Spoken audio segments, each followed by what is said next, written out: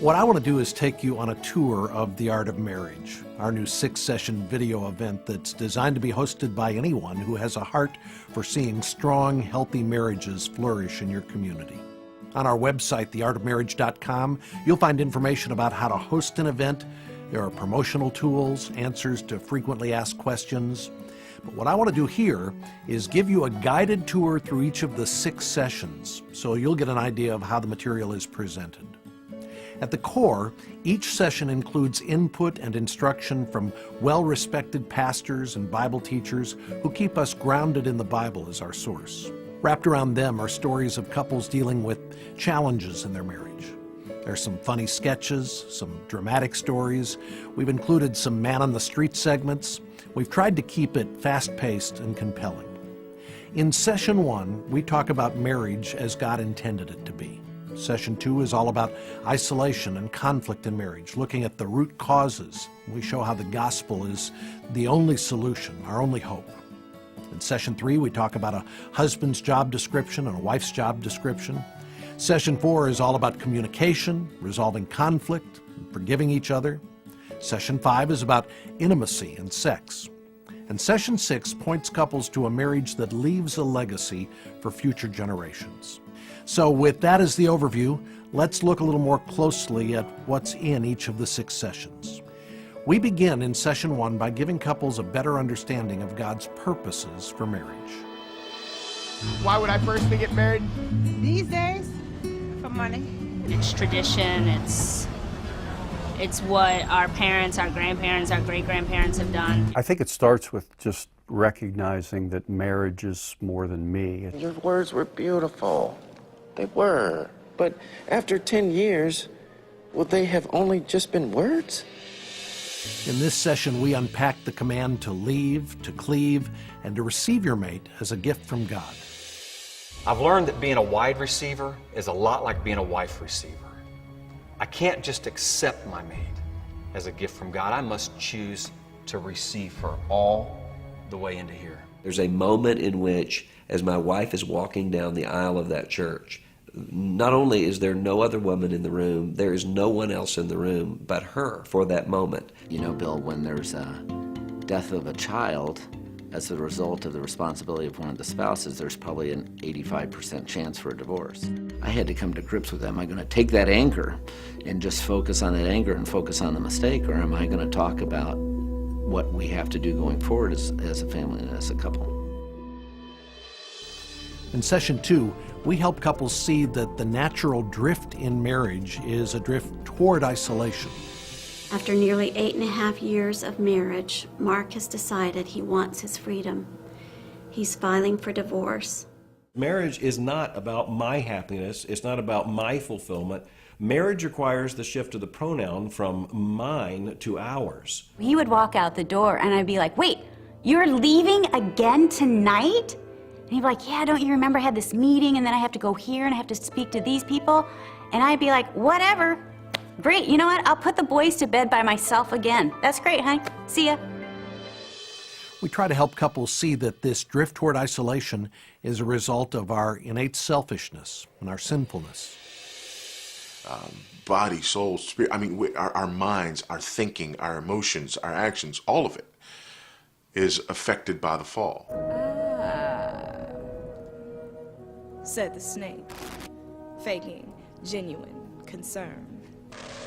Everything would be just fine if she quit trying to control me, and if she quit nagging so much, and if we had sex more than 9 times a year. And I think one of the great problems in the marriage relationship is when we lose sight of really the command to complete one another. When we do move to competition, we lose all ability to be one as God designed it, and we start moving toward isolation. Ultimately, we want every couple to see that the hope for their marriage is found in a relationship with Jesus and in the gospel. You cannot have a successful marriage without the invasion of the supernatural in your marriage. We need someone above us to deliver us from our self-destructive tendencies. Session 3 is all about our roles, helping couples understand God's design for husbands and wives, learning to perfect the dance that is marriage. Dancing, eh? It is the most magnificent art form that can exist between a man and a woman.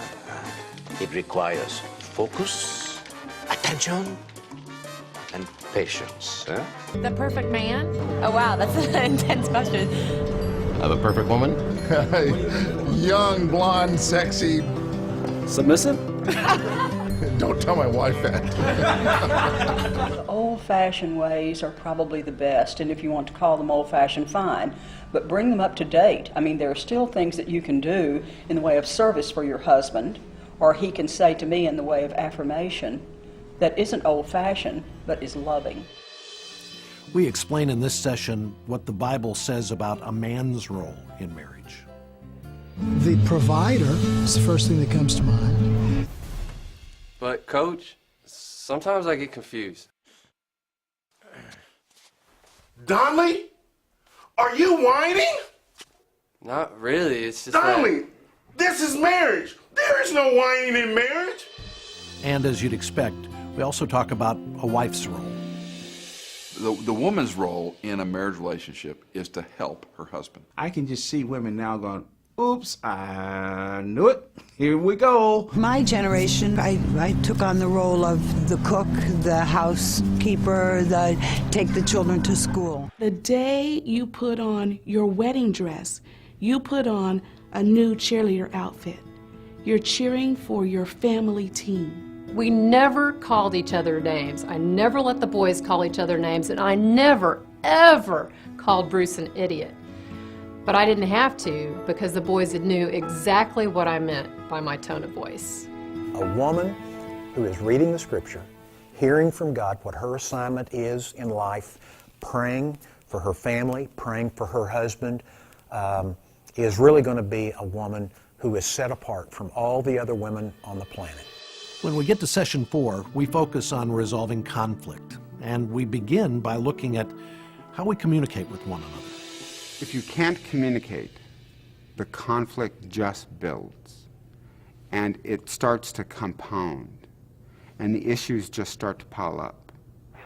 All right, all I need is cage-free eggs, a dozen of them, and 2 cans of vegetarian refried beans. Do you have trouble listening or retaining information from your wife? You could be suffering from spousal selective listening, or SSL. Where does marriage always go wrong? It's when I want the right to set the rules by which this relationship would work. That's at the bottom of every marriage difficulty. We try to help couples understand the key principles for seeking and granting forgiveness. I'm really sorry. I couldn't be more sorry for the things that I've done in the past. You know that I love you, that's not the way that I meant to handle it. Just need you to be on my side. If you are asking for forgiveness, ask for forgiveness. Don't continue the argument. Come in and say, will you forgive me for failing to lead you, or failing to love you, or failing to submit to you, or whatever the issue is, rather than coming in and saying, if I've done anything to offend you, forgive me, which is another way of saying, get over it, you oversensitive person. I'm embarrassed by how I've been treating you. I am sorry. And I want to do a better job. Can you forgive me? Session 5 is all about intimacy and sex. We're doing switch off. Yeah. This is a wife. How beautiful are your feet in sandals, oh prince's daughter. My beloved is dazzling and ready, outstanding among 10,000. I didn't realize when I got married at 23 how a woman's body worked and how long it took her to reach that point that takes a man, about 20 seconds.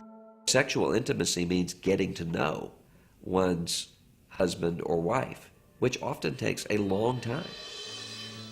We tackle some difficult, some tough issues in this session. What I thought would be one of the most rewarding things became and can become a struggle. And it was inside that door and inside that room that I experienced some sexual abuse. I'm tired, exhausted from having all these little kids, and I just want to go to sleep. And then I feel the hand move over. and then I feel the hand touch me. And in places I really don't want to be touched right then, and so it's just like, stop! We try to have some fun with this session, too. Our population continues to plummet. Now, I know that we've learned that playing practical jokes on the pterodactyls doesn't help.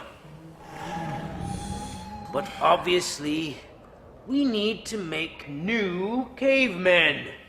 The question is how? Meet Tommy and Susie. Tommy and Susie are newlyweds. And although they've already learned a little about sex, they still have a lot to learn about intimacy. Our final session is all about helping couples have a vision for their marriage that goes beyond themselves. Your legacy's all you got. They're going to forget your name. They're not going to visit your tombstone. Nobody cares. But if my son and my daughters love Jesus Christ, and they tell their children to love Jesus Christ, then I think you'll hear, well done, good and faithful servant. I would hope that they wouldn't say that something like I was selfish or anything like that. They wish I would have I'd met all my deadlines. I hope they'd say something nice, like that I was a good friend to them. That I was a very happy person, and that I hope that I made a lot of people laugh. I believe that when I'm gone, I want my family to be able to say, I'm glad she came. I would say deep love is the one thing that has kept us together. I think that's it for me too. It's unconditional love. No matter what, good or bad, we're in it forever. Well, hopefully that gives you some idea of what we put together for The Art of Marriage. We're grateful for the positive feedback we've been getting from audiences that have attended an event and seen all 6 sessions. And we hope that with what you've seen here, you'll be motivated to attend an event or even host an Art of Marriage event in your community. Again, you can find out more about The Art of Marriage online at theartofmarriage.com.